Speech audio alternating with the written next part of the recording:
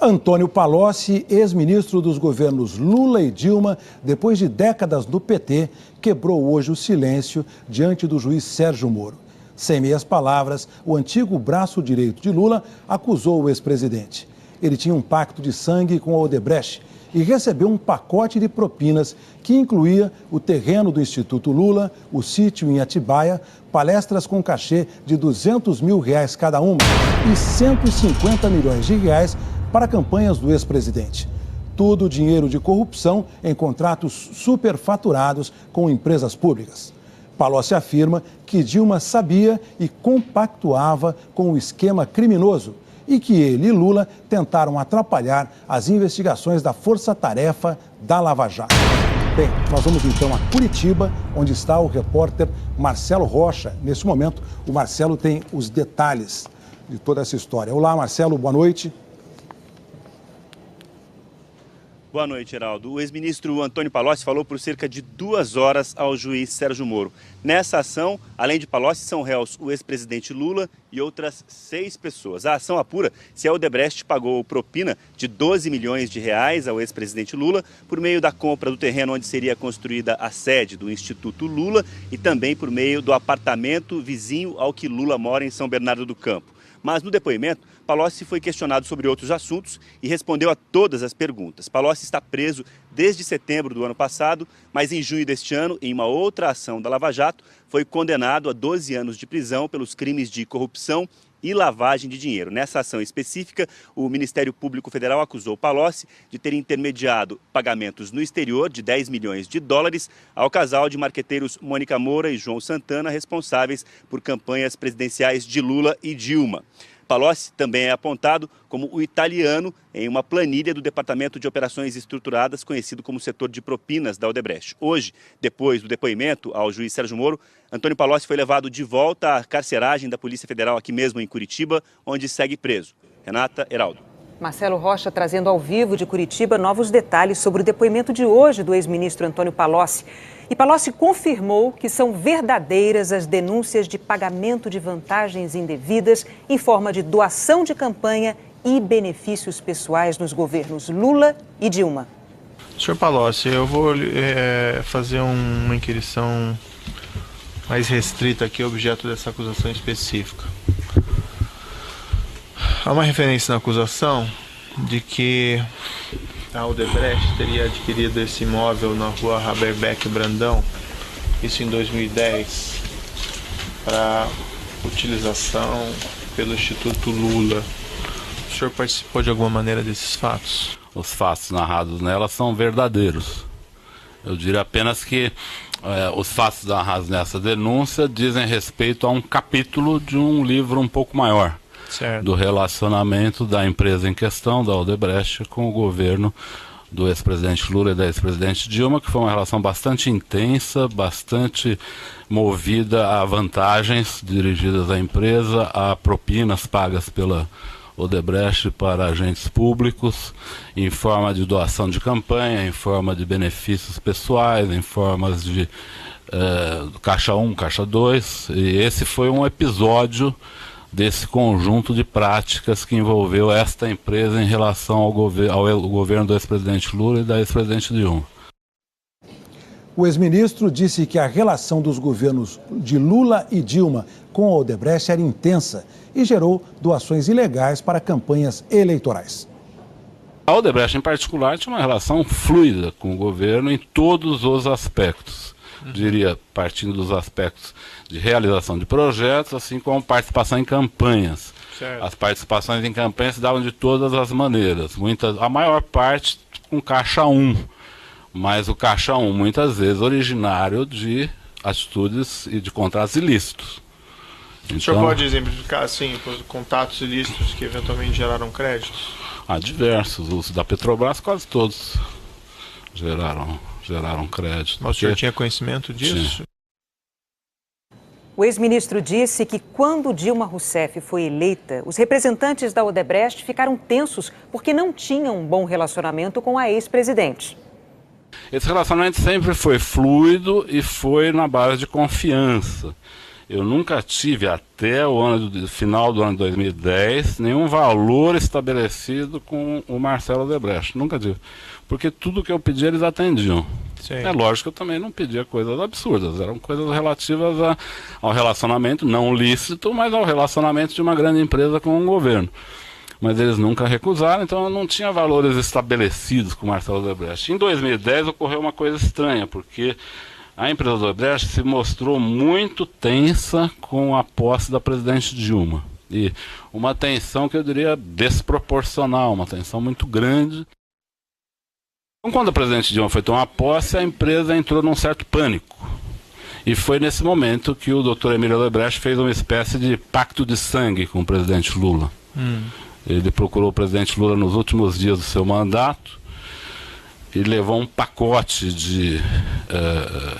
de propinas para o presidente Lula, que envolvia esse terreno do Instituto, que já estava comprado, e o seu Emílio apresentou ao presidente Lula, o sítio para uso da família do presidente Lula, que ele já tinha feito, já estava fazendo a reforma em fase final, e ele disse ao presidente Lula que o sítio já estava pronto.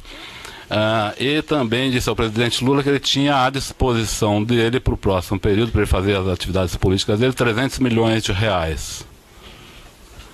Eu fiquei bastante chocado com esse momento, porque achei que não era assim que era o relacionamento da empresa naquele...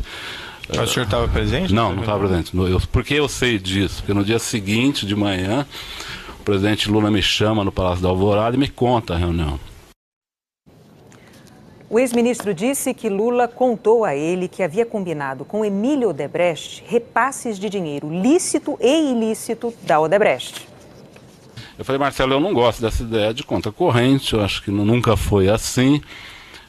Não sei porque vocês reservaram 300 milhões. Aí o que acontece? Eu volto ao presidente Lula, falei, presidente Lula, acho melhor a gente esquecer essa ideia de conta corrente.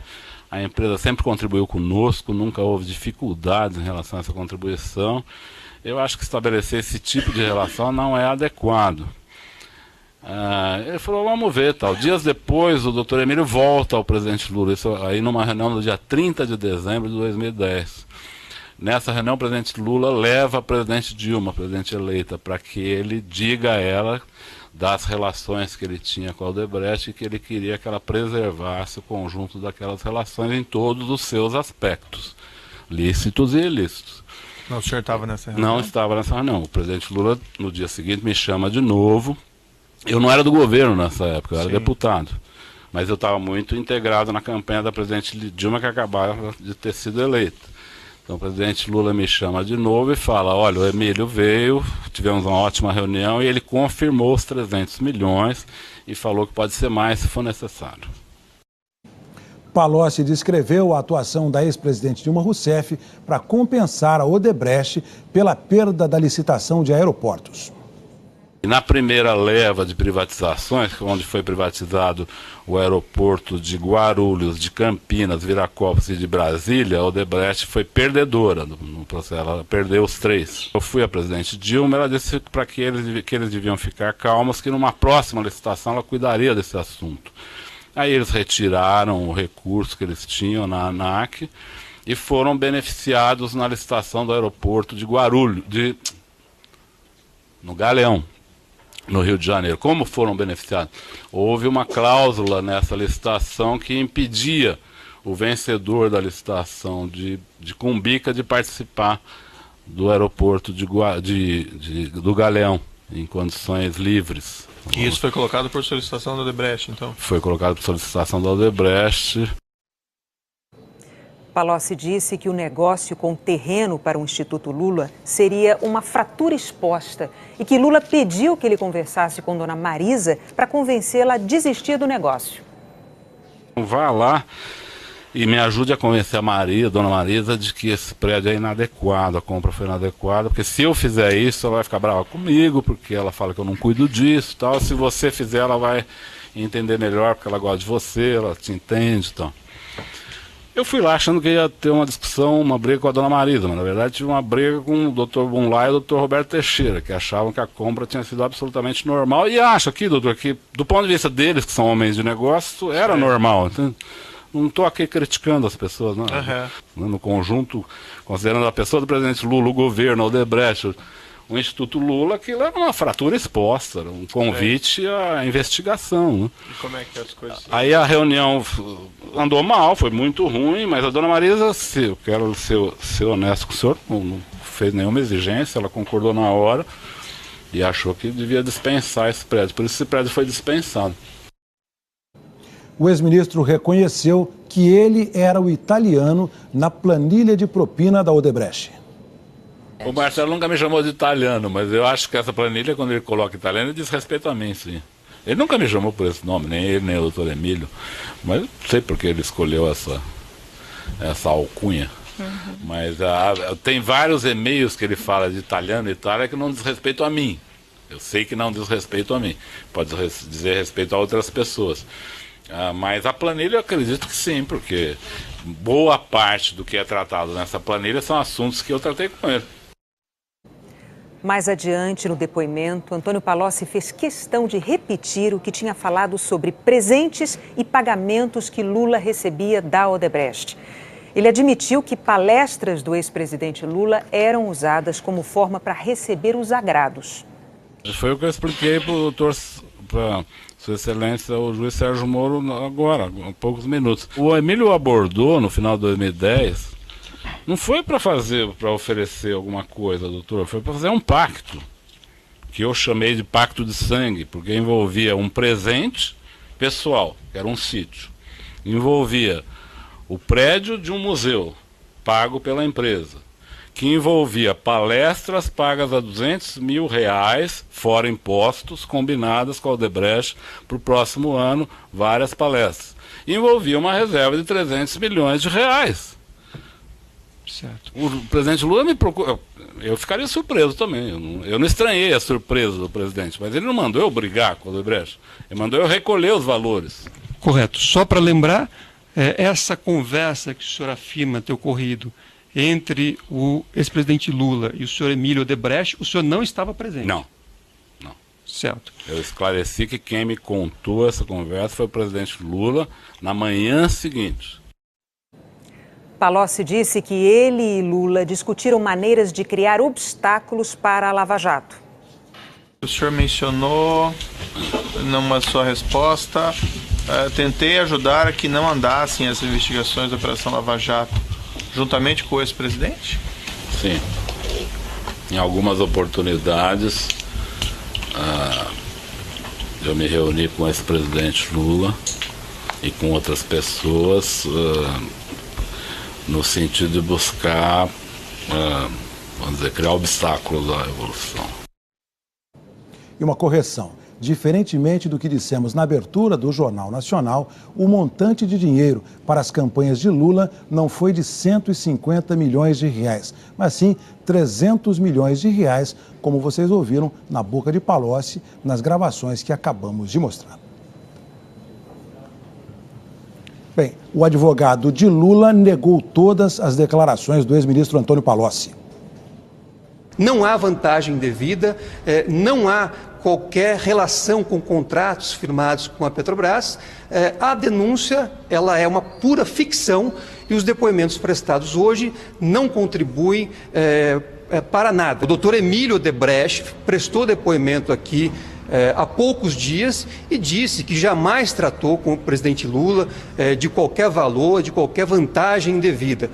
O depoimento de Emílio foi prestado com compromisso de verdade e colide frontalmente com o depoimento hoje prestado pelo ex-ministro Palocci na condição de co-réu. O ex-presidente Lula virá aqui no dia 13, vai mais uma vez demonstrar a improcedência da acusação que foi feita, como já foi esclarecido, esteve uma única vez no imóvel e descartou de pronto qualquer interesse. Na verdade, a diretoria do Instituto Lula verificou que ele não era apropriado para a destinação que se buscava. A defesa de Lula afirmou ainda que Palocci está preso e sob pressão e negocia com o Ministério Público um acordo de delação que exige que se justifiquem acusações falsas e sem provas contra Lula. Segundo a defesa do ex-presidente, Palocci compareceu pronto para emitir frases e expressões de efeito, como o pacto de sangue. Todos os demais citados sempre negaram envolvimento nas irregularidades. Quando o presidente Dilma foi tomar posse, a empresa entrou num certo pânico. E foi nesse momento que o Dr. Emílio Odebrecht fez uma espécie de pacto de sangue com o presidente Lula. Ele procurou o presidente Lula nos últimos dias do seu mandato e levou um pacote de propinas para o presidente Lula, que envolvia esse terreno do Instituto, que já estava comprado, e o seu Emílio apresentou ao presidente Lula, o sítio para uso da família do presidente Lula, que ele já tinha feito, já estava fazendo a reforma em fase final, e ele disse ao presidente Lula que o sítio já estava pronto, e também disse ao presidente Lula que ele tinha à disposição dele para o próximo período, para ele fazer as atividades políticas dele, 300 milhões de reais. Eu fiquei bastante chocado com esse momento, porque eu achei que não era assim que era o relacionamento da empresa naquele... O senhor estava presente? Não, não estava presente. Porque eu sei disso? Porque no dia seguinte, de manhã, o presidente Lula me chama no Palácio da Alvorada e me conta a reunião. O ex-ministro reconheceu que ele era o italiano na planilha de propina da Odebrecht. O Marcelo nunca me chamou de italiano, mas eu acho que essa planilha, quando ele coloca italiano, ele diz respeito a mim, sim. Ele nunca me chamou por esse nome, nem ele, nem o doutor Emílio, mas não sei porque ele escolheu essa alcunha. Mas tem vários e-mails que ele fala de italiano e Itália que não diz respeito a mim. Eu sei que não diz respeito a mim. Pode dizer respeito a outras pessoas. Mas a planilha eu acredito que sim, porque boa parte do que é tratado nessa planilha são assuntos que eu tratei com ele.